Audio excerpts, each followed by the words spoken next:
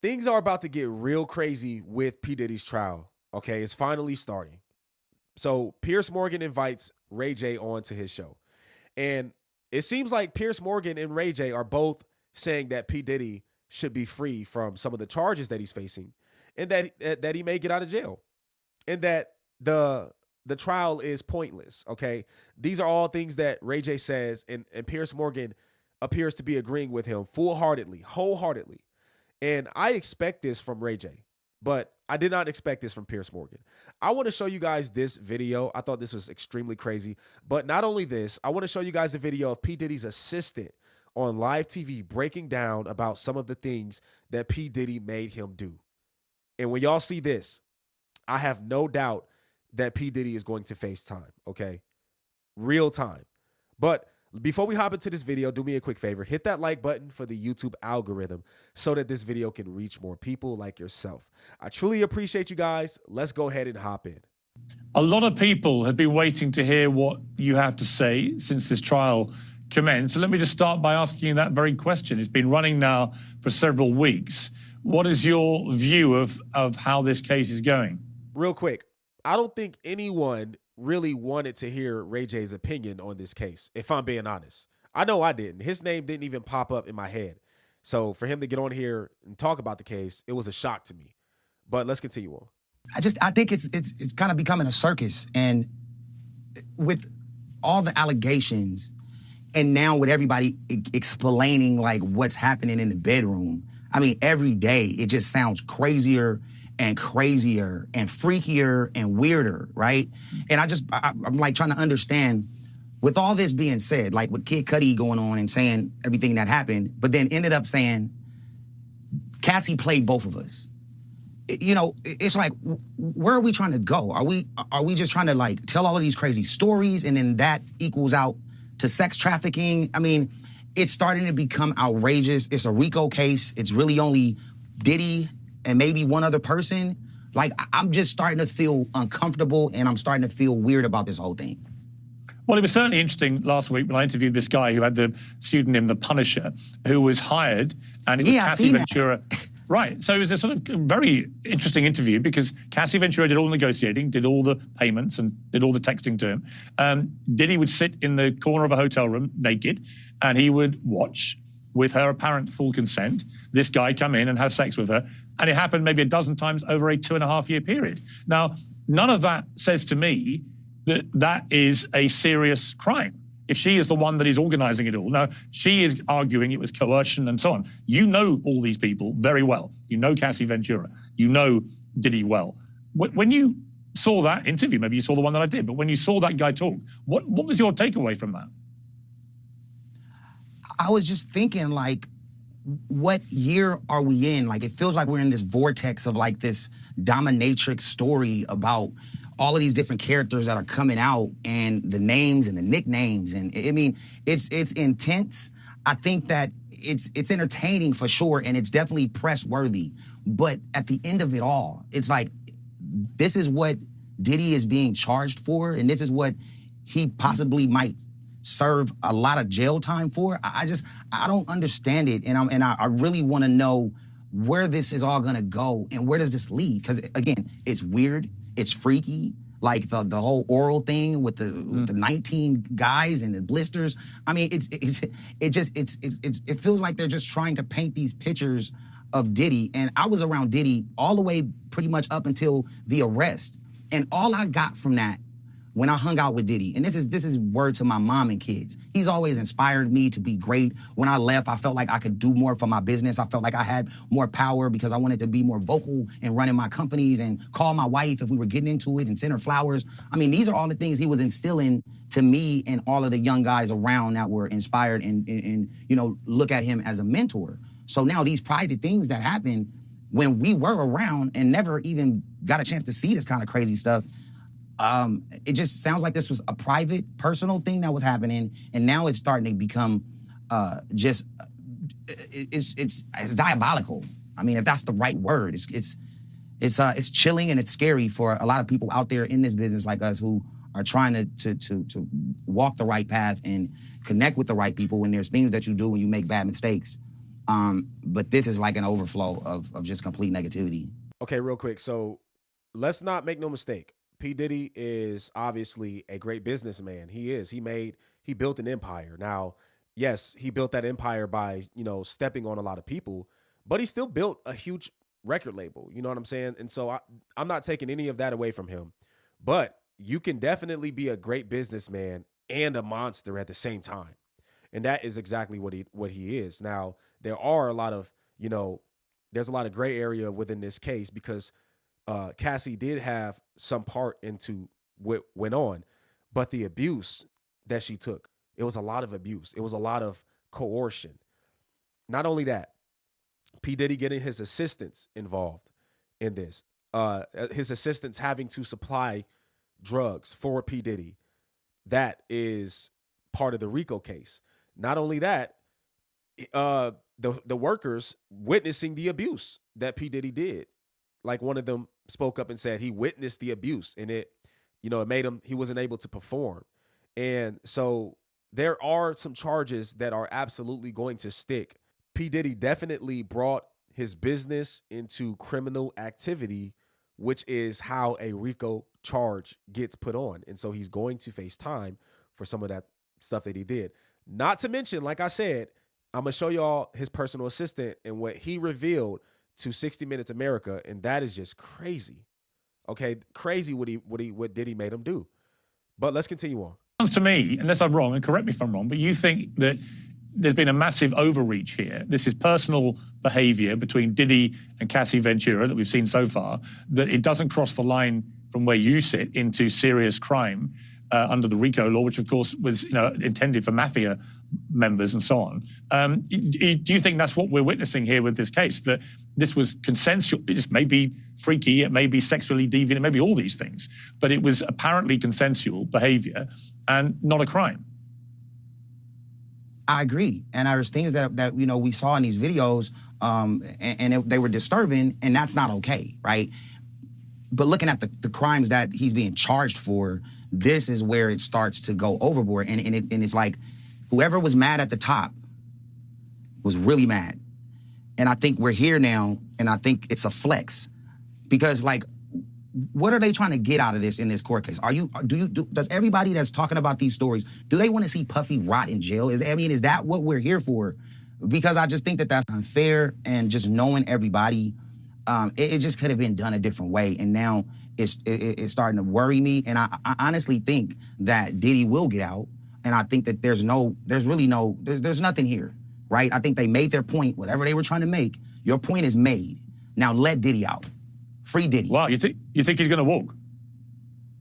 I think so. And I personally think it's going to happen faster than a lot of people think, because I think we're all starting to see what this is. Even if you're on the other side of it, I mean, the justice system is the justice system. Where does this fit in right as opposed to right and wrong? It's off.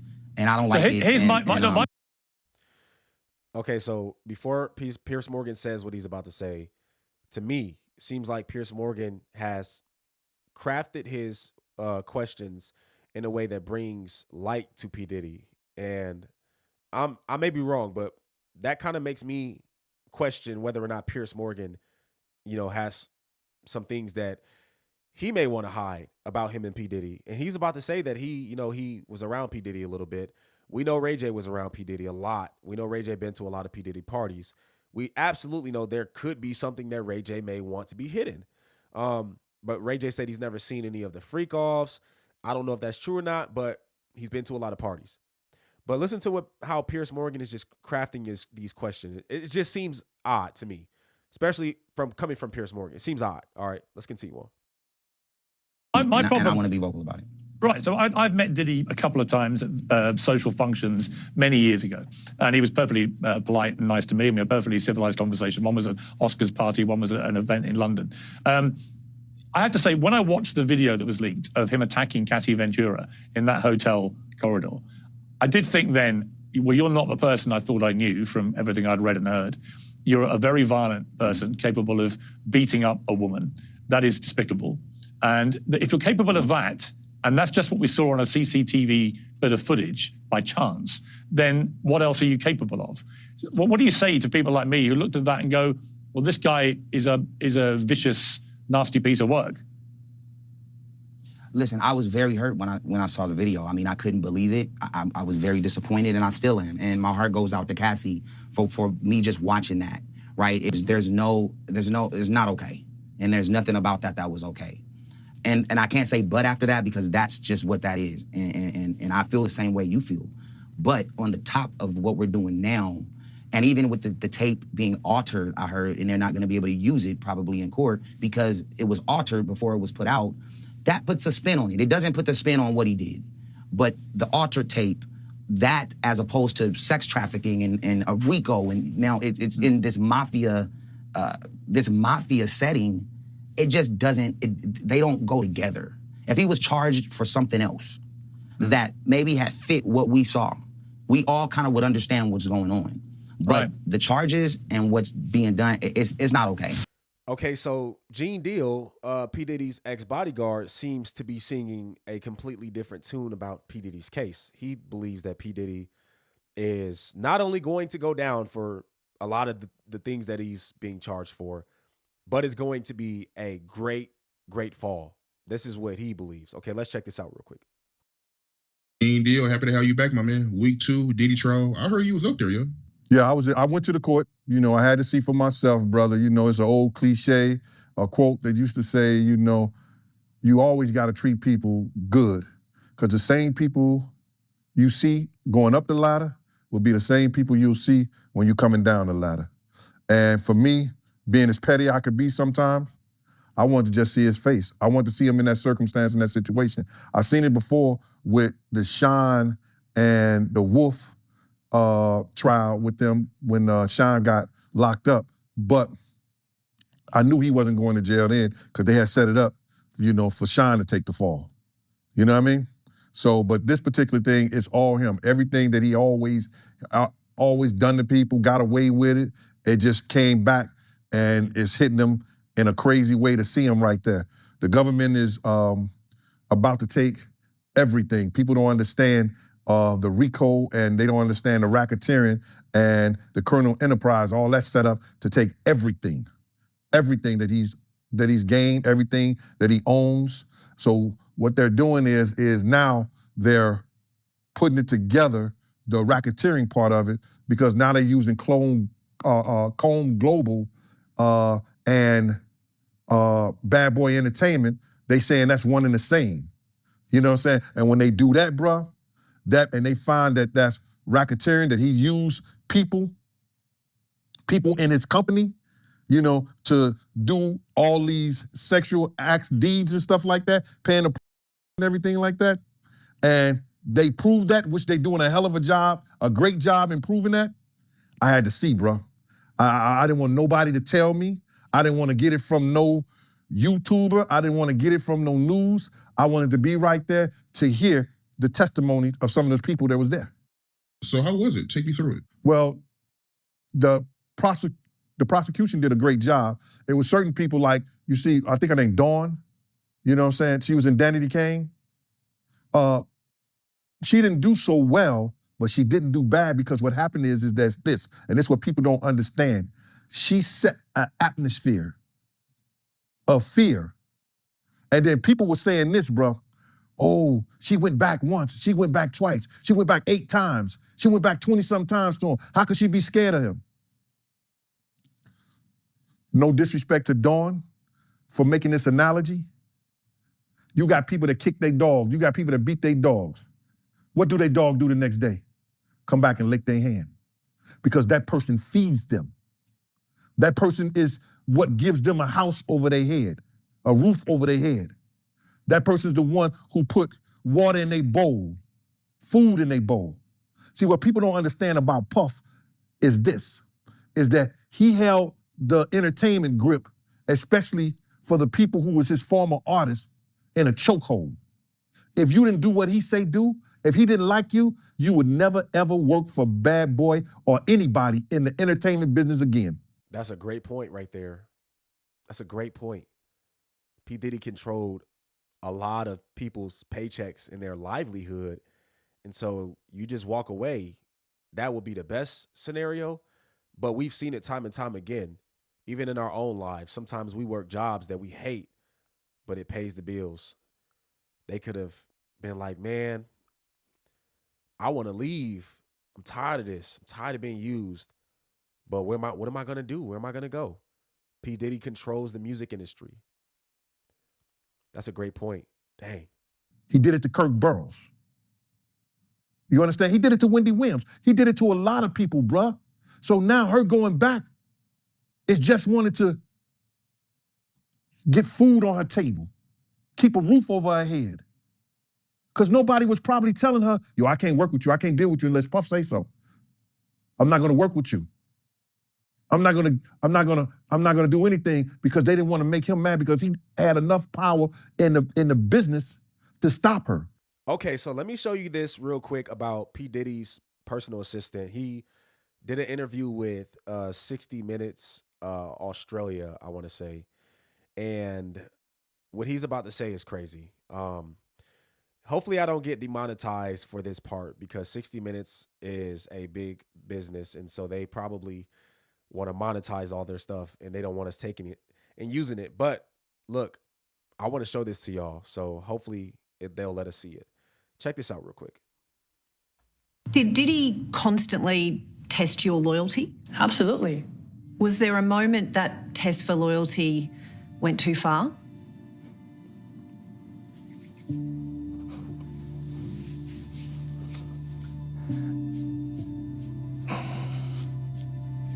Sorry. It's an incident that will forever haunt Phil. Something Combs made him do at one of the sex parties. Then he says, prove your loyalty to me. And I'm thinking like, what is he talking about? He grabs a condom, rubs his hands on my shoulders and pushes me to a female guest that's on the couch. And I froze. I look at the girl, and are you okay with this? And she's, yeah. So I perform for a little bit. And when I say a little bit, I mean just a little bit.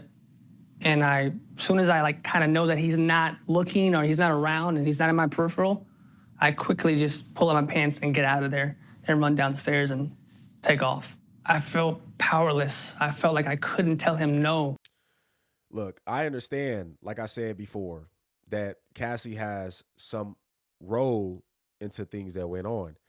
No, she's not 100% innocent. Nobody in the case is 100% innocent because they all knew about what was going on. A lot of people didn't speak up. You know what I mean? It was a mess. It was a complete mess. But Ray J saying that Diddy's going to walk off and that he should walk off, I think it's crazy. He's definitely going to serve some time because he did do a lot of evil things. He is a monster. These things are like, people aren't just saying this just to say it. We're not just all like, following after one person saying it and now we're all saying it. No, you look at the evidence. Look at the testimonies. Look at the evidence. Look at the videos. Look at how many people are calling Diddy out with personal stories. He's going down, y'all. And it is going to be a great fall. I don't know how long he's going to get, but he's going to serve some good time. And he deserves it. And I pray that while he's in prison, he looks back at everything he's done and he repents. That'd be the best thing for him, is to repent and to turn his life to God and say, look, out of all of my life, I lived a lot of evil, but for the remainder of my life, I want to live for God. I want to do good because I have done everything under the sun that Satan wanted me to do. I was blinded. I've done a lot of evil things in my life, but I want to turn around and I want to do good. And I want to live for Christ. That would be the best scenario for him. It would be the best scenario. But this is crazy, man. It's crazy. It's crazy. I can't believe Ray J and Piers Morgan believe that he going to get off. Like, that's insane. I'm shocked at Piers Morgan. Shocked, man. Let me know what y'all think about this video in the comment section, all right? If you're new to the channel and you like what you see, I encourage you to hit that subscribe button and hit the post notification bell so you do not miss another video. I post tons of videos about current events and things happening in the Christian faith, and I give all of my videos from a Christian perspective. My name is Aaron Page. I'll catch y'all on the next video. Until next time, I'm out.